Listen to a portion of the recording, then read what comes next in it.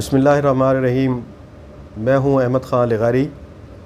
اور آپ دیکھ رہے ہیں کوئی سلیمان ٹی وی۔ آج امام کعبہ عبد الرحمن السدیس کی خطبہ جمعہ پہ بات کرنا چاہتا ہوں۔ اس گزشتہ جمعہ میں انہوں نے اپنے خطاب میں جو سرکاری خطبہ ہوتا ہے، جو وزارت مذہبی امور کی جانب سے دیا جاتا ہے، جو یقیناً حکمرانوں کی جانب سے منظور شدہ ہوتا ہے، اس میں انہوں نے ایک فتویٰ جاری کر دیا ہے جس کو صرف فتویٰ کہہ لیں، گرینڈ فتویٰ کہہ لیں، وہ آپ جیسے مناسب سمجھتے ہیں۔ لیکن انہوں نے اپنے خطبے میں، جو آپ کو گوگل پہ مل جائے گا، یوٹیوب پہ مل جائے گا، اخباروں کی رپورٹنگ آ چکی ہے، انہوں نے اپنے خطاب میں مسلمانوں پہ زور دیا ہے کہ ہر ایک سے اچھے تعلقات رکھے جائیں، یہودیوں سے بھی اچھا تعلق ہونا چاہیے۔ ہمارا قرآن اور حدیث ہمیں درس دیتا ہے کہ سب لوگوں کو بھائی سمجھا جائے، سب سے اچھا تعلق ہو۔ بہت دکھ ہوا، پاکستان کا خواب دیکھنے والے علامہ محمد اقبال نے شاید بہت پہلے یہ کہا تھا، اے کشتہ سلطانی و پیری کہہ کے ہمیں بتا دیا تھا کہ آپ کو، مسلمانوں کو کینسر کون کون سے ہیں۔ ملائیت، یہ گدی نشینی، شہنشاہیت، انہوں نے ہمیں نقصان پہنچایا۔ بنو امیہ سے بنو عباس تک اور پھر بنو عثمان، یعنی خلافت عثمانیہ کے سینکڑوں سال ایسے علماء، ایسے بڑے بڑے نامور مفتی جو فتویٰ فروش رہے۔ جب ہم تاریخ کا مطالعہ کرتے ہیں تو ہمیں ایسے بہت سارے کردار نظر آتے ہیں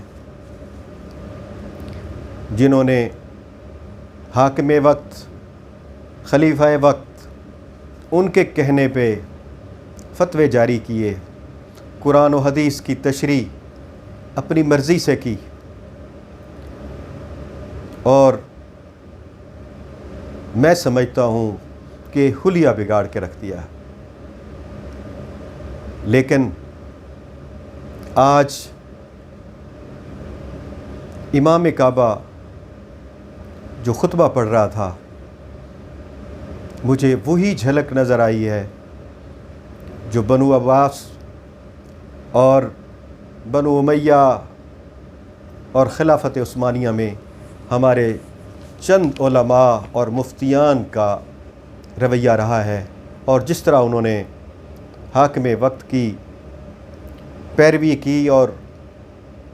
ان کے ہاں میں ہاں ملا کے فتوے لکھ کے دیے، جیسے وہ کہتے تھے اسی طرح فتویٰ لکھ کے دیتے رہے۔ ہمارا سر شرم سے جھک گیا ہے۔ یہی سعودی عرب، جس کی سرزمین پہ ہم تمام قربان ہو جائیں، وہ ہمیں آج تک یہودیوں کے خلاف بتاتے تھے، عیسائیوں کے خلاف ہمیں بتاتے تھے، تعلیم دیتے تھے، لیکن اس جمعے انہوں نے تمام حدیں توڑ دی اور قرآن اور حدیث کے حوالے سے ہمیں بتایا کہ سب سے اچھے تعلقات رکھنے چاہیے۔ ہر ایک کے ساتھ اچھا تعلق ہونا چاہیے، حتیٰ کہ انہوں نے یہ کہا کہ حضور صلی اللہ علیہ وسلم کی ایک شیلڈ، لفظ شیلڈ استعمال ہوا ہے، اس کو آپ زرہ کہہ لیں، جو تلوار کے وار کو بچانے کے لیے آگے استعمال ہوتی ہے، وہ بھی ایک یہودی کے گھر رہن تھی۔ کیا کہتے ہوئے بھی شرم نہیں آئی اس کو؟ آج ہمیں درس دے رہے ہیں کہ ان سے تعلقات بہتر کر لیے جائیں۔ دوستو، بات یہیں پہ ختم نہیں ہوئی، بلکہ انہوں نے ایک روایت کا حوالہ دیا اور حضرت اسماء بنت ابی بکر کے حوالے سے یہ بات کہی کہ ان کی والدہ مشرکہ تھی۔ ایک دفعہ جب حضور صلی اللہ علیہ وسلم کے وقت میں وہ تشریف لائیں تو انہوں نے حضور سے پوچھا کہ میں اپنی ماں کی خدمت کر لوں، تو حضور نے فرمایا کہ نہیں، ان کا دل نہیں توڑنا، اور پھر حضور صلی اللہ علیہ وسلم نے ان کے مشکیزے سے وضو بھی فرمایا۔ آج ہمیں درس دیا جا رہا ہے، قرآن اور حدیث کے حوالے سے درس دیا جا رہا ہے اور فتوے جاری کیے جا رہے ہیں کہ ہمیں سب سے اچھا تعلق رکھنا چاہیے۔ قولوا للناس حسنا، اس کے حوالے دیے جا رہے ہیں کہ سب سے اچھا سلوک، بات اچھی کرو۔ یہی لوگ کل تک ہمیں یہودیوں کے خلاف،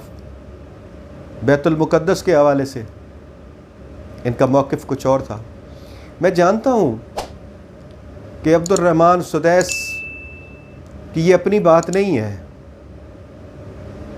وہ اپنے خطبہ جمعہ میں روتے رہے، وہ شاید ان کو یہ دکھ بھی ہو، لیکن ریالوں کے عوض یہ باتیں کرنی پڑتی ہیں۔ اگر آپ لاکھوں ریال تنخواہ لیتے ہیں تو یہ بات کرنی پڑے گی، پھر رونا کس بات کا ہے؟ ہمیں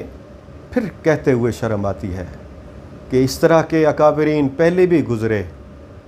اور ہم یقین نہیں کرتے تھے، سمجھتے تھے کہ شاید یہ تاریخ کو توڑ مروڑ کے پیش کیا جا رہا ہے، لیکن یہ تو کل کی بات ہے۔ جس یہودیت کے خلاف ہمیں درس دیا جاتا تھا، آج اسی یہودیت کے حق میں فیصلے کیے جا رہے ہیں، اور پوری امت مسلمہ کو یہ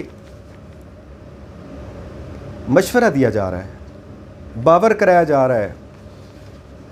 کہ یہ سرزمین اگر یہ بات کہہ دے کہ ہمیں سب سے اچھے تعلقات رکھنے چاہیے، تو پھر سب کو یہ فیصلہ کرنا چاہیے، یہ سب فیصلہ کر لیں کہ اسرائیل کو تسلیم آج نہیں تو کل کر لیا جائے گا۔ یو اے ای کی اس عمل کے بعد جب انہوں نے اسرائیل کو تسلیم کیا تو یہ یقین ہو چلا تھا کہ سعودی عرب بھی تسلیم کر لے گا، اور اس میں میں نے پہلے ویڈیو بھی ایک اپلوڈ کی تھی، اس کو آپ دیکھ سکتے ہیں، لیکن پاکستانی حکومت اور پاکستانی مسلح افواج نے کچھ مذاکرات کر کے شاید کچھ وقت لے لیا تھا اس سلسلے میں کہ ابھی آپ فیصلہ نہ کریں۔ آج امام کعبہ ہمیں درس دے رہے ہیں کہ یہودیوں سے اچھا تعلق رکھا جائے۔ حضور نے بھی اس مشکیزے سے پانی پیا، اور اچھے اخلاق کا ہمیں ہدایت کی گئی ہمیشہ۔ تو وقت دور نہیں ہے جب سعودی عرب بھی تسلیم کر لے گا اور باقی ممالک بھی تسلیم کر لیں گے۔ امام کعبہ کے خطبہ کے بعد ایک نئی ڈیولپمنٹ ہوئی، جس میں شاہ سلمان بن عبدالعزیز اور ٹرمپ کے درمیان ٹیلی فونک رابطہ ہوا، اور پہلا رابطہ جو ہوا اس خطبہ کے بعد، تو اس میں انہوں نے اسرائیل کی جانب سے پروازیں جو خانہ کعبہ سے اوپر بھی گزریں گی، جو روضہ رسول سے اوپر بھی گزریں گی، اس فضا کا ان کو پروانہ دے دیا کہ آپ جہاز اڑا سکتے ہیں، سعودی عرب سے وہ گزر سکتے ہیں۔ یہ فوری طور پر ڈیولپمنٹ ہوئی جو سب لوگ اہل علم جانتے ہیں۔ میں یہ نہیں کہتا کہ ہمارے تمام علماء، تمام اسلاف، تمام اکابرین نے ایسا کیا ہے، لیکن جو ہم سنتے تھے وہ بہت ثابت ہو چکا ہے کہ پہلے بھی ایسا ہوا ہے، پہلے بھی اچھے اسلاف تھے۔ ہمارے امام ابو حنیفہ رحمۃ اللہ علیہ، حضرت امام مالک،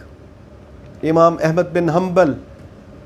اور دیگر، امام جعفر صادق رحمۃ اللہ علیہ، ان سب لوگوں نے قربانیاں دی ہیں، حق کے لیے کھڑے ہو گئے، انہوں نے قربانیاں بھی دی ہیں۔ اور اس کے بعد اگر ہم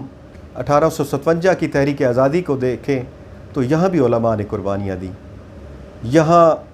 توپوں کے سامنے لوگوں کو، علماء کو سامنے رکھ کے فائر کر دیا جاتا تھا، اور ٹرکوں کے ٹرک لاشوں کے اس جنگ آزادی میں ہمارے لوگوں نے قربانیاں دیں۔ درختوں پہ لاشیں لٹکی ہوتی تھیں جو اس بغاوت کو بغاوت کہہ رہے تھے، لیکن انہی اسلاف کی وجہ سے، انہی علماء کی وجہ سے، انہی مفتیان کی وجہ سے آج پاکستان وجود میں آیا، اور انشاءاللہ یہ ہمیشہ دنیا کے سامنے ایک روشن ستارے کی طرح رہے گا۔ آپ سے صرف اتنی گزارش کرنی تھی کہ امام کعبہ کا وہ خطبہ جس میں باہمی ربط، باہمی تعلق، حسن سلوک کی باتیں کر کے ہمیں یہ سوچنے پہ مجبور کیا جا رہا ہے کہ اگر سعودی عرب یہودیوں کے ساتھ اچھا تعلق رکھتا ہے تو آپ کو بھی رکھنا چاہیے۔ اب سوچنا یہ ہے کہ یہ معاملہ کب تک ہوتا ہے اور کیسے ہم اس سے نبرد آزما ہو سکتے ہیں۔ میں تمام